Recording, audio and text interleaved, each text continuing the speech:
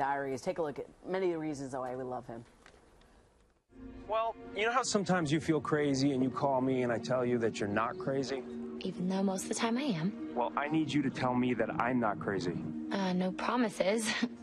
I was walking to my car and I nearly got plowed over in the middle of the street because I was having some vision of Elena. I take that back. Actually, you're not crazy at all. Something's going on.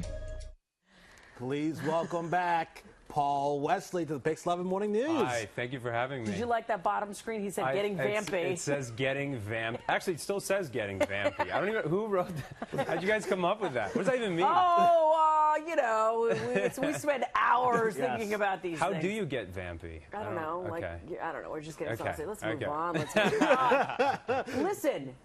Yes. Fifth season, how many episodes? 22 episodes a season. Yes. Did you think it would last this long and have this cult following? I didn't have any expectations, but I knew that once we shot the pilot and I knew the pedigree of Kevin Williamson and the genre, I had a feeling it was going to go, you know, the distance. And yeah, here we are, half a decade later. Are you still having fun?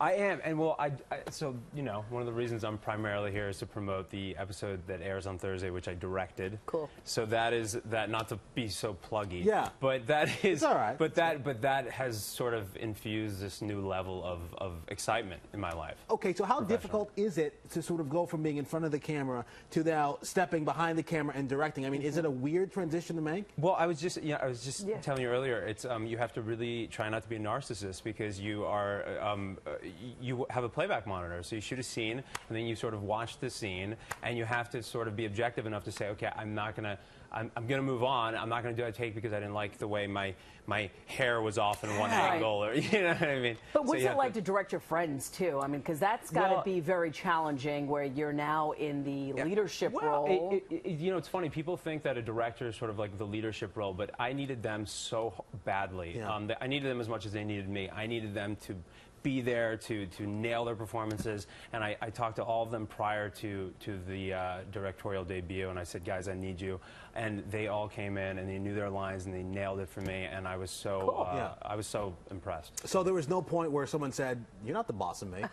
That never came up. I definitely there was a little bit of hazing, and I was entirely expecting it. There was a little bit like, oh really? Oh, you're the director now, you know, which I was entirely expecting, but they were much more respectful than I had imagined, or that I would have been to them. So. Okay. All right, so that episode that he directed is going to be this Thursday. It's called Resident Evil. Resident Evil. So yes, very ominous. Let's talk about more things that you're doing. Please. Not only are you doing. Let's talk about the film that you did in South by Southwest. Yeah, thank you.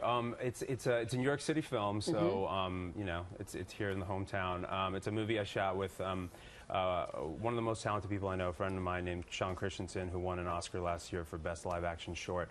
We adapted his live action short into a feature called Before I Disappear. It won the the Audience Award at the South by Southwest Film Festival. Wow. Very proud of it. There's the cast I produced right there. it. Yeah, Emmy Rossum, Ron Perlman, That's a Sean, big myself, cast. Fatima Ptachik. Yeah, it was a passion project, low budget sort of film that we shot in Brooklyn, and super proud of it. So I hope you guys see it very soon. Yeah, it sounds good. I always love those low-budget films because you never know what you're going to get. I mean, some aren't great, but then some is like, magic. whoa! It's just magic. It's well, you have the artistic freedom to sort of do what you want, not be hindered by the execs. I just love this. You're such an intellectual, and then you're taking all your intellectual prowess, and now you're going to be a judge at the Tribeca Film Festival. What's the pressure of that? It's huge. It's a tremendous amount of pressure. This, you know, like, first of all, I'm flattered. Tribeca Film Festival is a prestigious festival.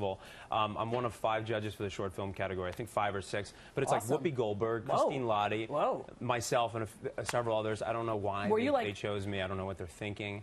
Well, you have a passion. You represent. No, but I have a huge passion for short film, and I have all the DVDs. I'm watching them, and it's a big deal. So I'm taking it very seriously. Are you enjoying your time here in New York City, since this is a passion of yours? You know, I just got an apartment here. It's my favorite city in the world. Really? So, you said the world. Yeah, the world. Why? I grew up 45 minutes south of here in Jersey. And I just, you know, it's a mecca of culture. I'm with you. I wasn't here for the winter. So that's why. I was in California, so kind of in the winter, and I was in Atlanta. It was still a little chilly. Okay, all right. Yeah, really.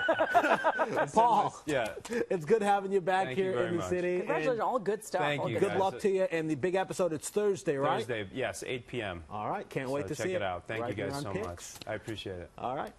Still out on the Pix 11 Morning News. After your husband cheats, when is it time to say goodbye?